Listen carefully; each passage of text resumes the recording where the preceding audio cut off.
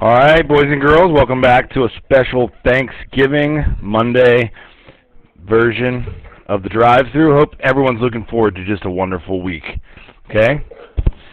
This is number 14 from section 6.2, and then we're going to wheel right into your 6.3 notes.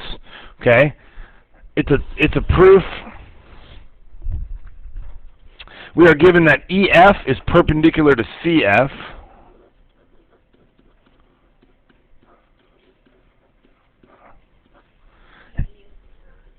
CE is congruent to DE.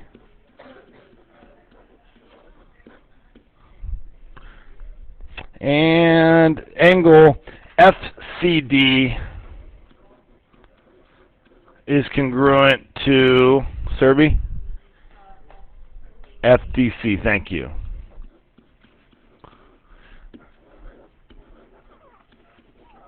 All right, so let's mark up our picture. EF is perpendicular to CF, so I got to make sure I just notice that I do not know that it's perpendicular to the plane yet. I know that CE is congruent to DE, okay? And I know that FCD is congruent to FDC. Okay, so we've got two different isosceles triangles. Do you guys see that? We are trying to prove that EF is perpendicular to the plane. Prove that EF is perpendicular to plane M. Okay.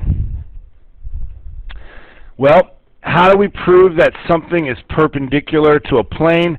We've got to prove that it's perpendicular to at least how many lines? At least two. So since EF is already perpendicular to FC, then what are we going to need that it's to prove that it's perpendicular to? FD. So then I think we need to prove that EFD is what type of an angle? EFD is a right angle, and I think the only way I'm going to be able to do that is to prove that triangle EFD is congruent to what? Triangle EFC. Do you follow all that logic?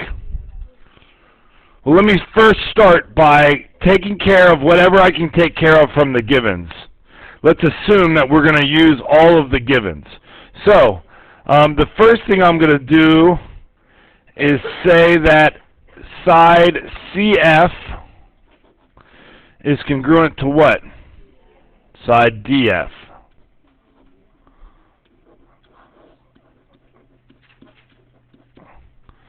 CF is congruent to DF.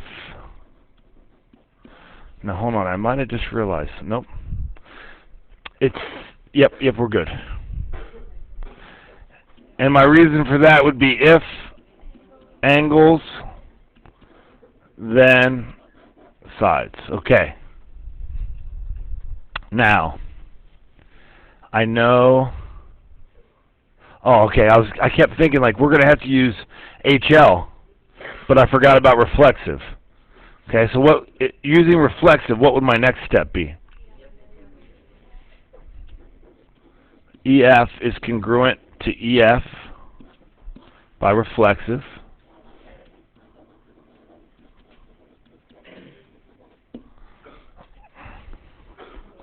So now do you see the sides that are formed? Okay. So triangle EFD is congruent to triangle EFC by side.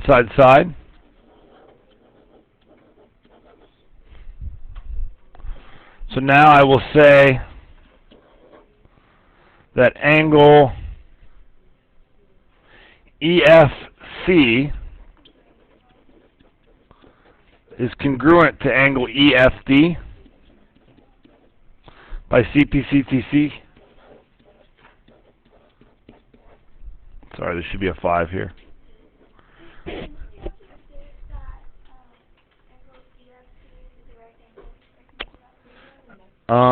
Sure, you're right. I have not stated yet, so I better state that, okay?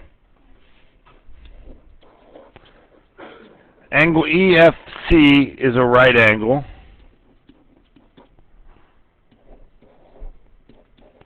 Definition of perp. So now I will say that, let's see, EFD is a right angle. That's where substitution comes in handy. I wouldn't have to use 2 steps in transitive, so because I can just use substitution. Okay. Now I can say that EF is perpendicular to FD by definition of perpendicular. And then my final step, I can say EF is perpendicular to the plane because, oh no, that's going to come back to haunt me. I should not have minimized that. How am I going to stop this recording? We're going to be recording everything from now on out. I just minimized it. Where did it go? All right, if, let's see. If a line is perpendicular to 2 coplanar lines at the foot, then it's perpendicular to the plane. It has a big toe and a big little toe. Like that foot gives the rock out sign. Okay? Boom. There's your proof. But not boom.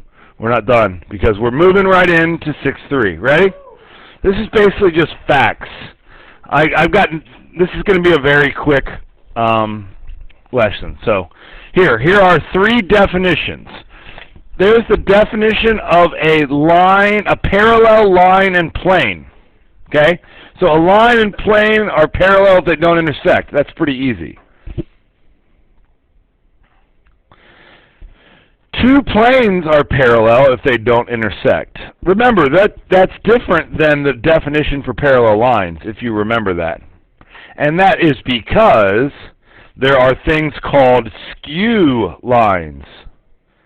And think about skew lines like bullets that are traveling in the air. They don't hit each other, but they are not parallel. Do you guys understand what I mean by that? These things would not hit. They are not parallel. They're just skew. They're in different planes. Okay? They're living in parallel universes. Do you guys believe in parallel universes? Do you think there's someone that's my doppelganger that looks exactly like me and is very similar to me and lives in a parallel universe? What do you think that person's doing right now? Because you can't assume that the parallel universe has the same time zone as we do. So what do you think parallel universe Mr. Ulan is doing right now? He's probably watching the Bengals win. I bet he's watching the Bengals win the game. No, they lost, but maybe in a parallel universe they would have won. Maybe he is awake and asking the exact same questions. Maybe he's lying awake at night staring at the ceiling like, I wonder what parallel universe. A parallel universe. It could just be like an Asian version of you. That would be great. That would be great. How do you know I'm not Asian already? You're right. All right. Here's our only theorem of the day, okay? If a plane intersects 2 parallel planes, then the lines of intersections are always parallel. Let's draw a picture of that one. Okay? Interact board is acting up today. I want a feature where I can scroll down more. Where did that go? There's supposed to be a feature for that. right? You know, there it is. It just popped back up. Did anyone else just see that happen? Wow, I just need to ask for what I want more. All right, so look. You got two parallel planes. Okay, now most of you are used to thinking about this where the third plane that we're about ready to introduce is perpendicular to it. But let's say it's not, okay? Because you're sitting in a room with walls, so you can already see the theorem right now. Look at the ceiling and the floor. Are they parallel planes? Hopefully is exactly right. Now, find a plane that intersects those two parallel planes. You're now looking at the front wall. Okay? Do you see that the line formed between the front wall and the ceiling is parallel to the line formed by the front wall and the floor? That's all this is telling you. But let's say our plane came through, this is risky, this is a hard picture, and contacted it like this.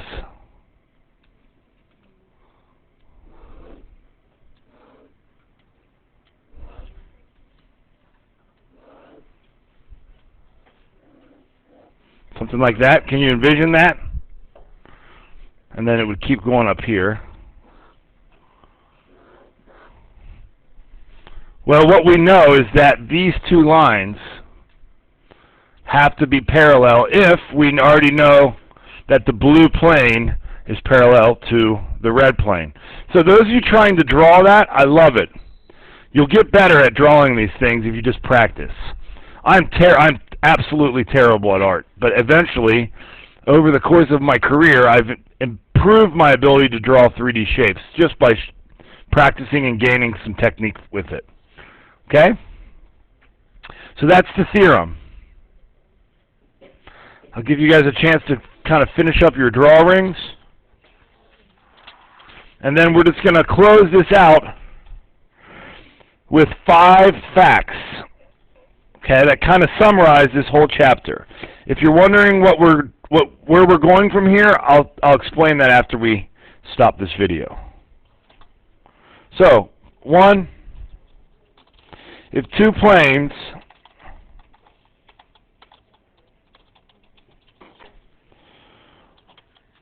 are perpendicular to the same line, they are parallel to each other.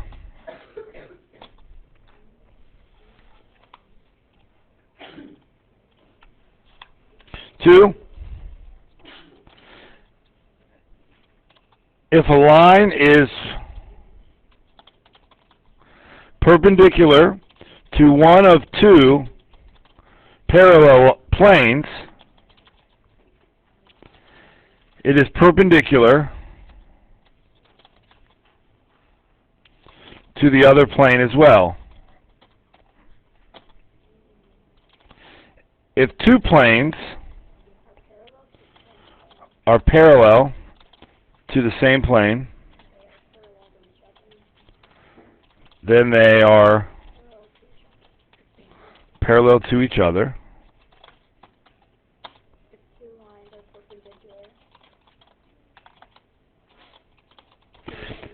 If two lines are perpendicular to the same plane, then they are parallel.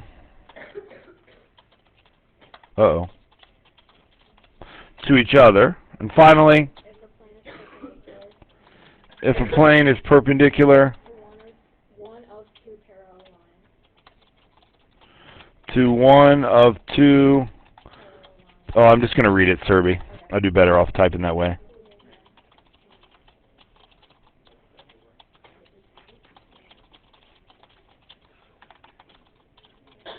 It is perpendicular to the other line as well. Pause your video now, record these into your notes, and I'll figure out how to turn this video off. Boom!